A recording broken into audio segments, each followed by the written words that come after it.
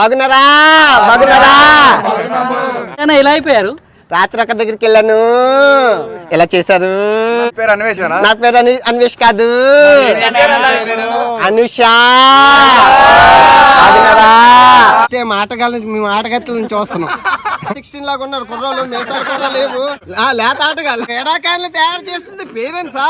అది సంగతి. మంచి ఫ్యామిలీ అని అమ్మ. సంతోషం. సూపర్. ఎలాగుంది తాయిలండి? బాగుందా? రండి రండి అమ్మ, ఆటగత్తులు అమ్మ వీళ్ళు.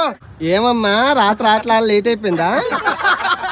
ఎక్కడా అమ్మా? చిలకరూలుపేట. అక్కడ వదిలేసి ఎక్కడికి ఎందుకు వచ్చావు?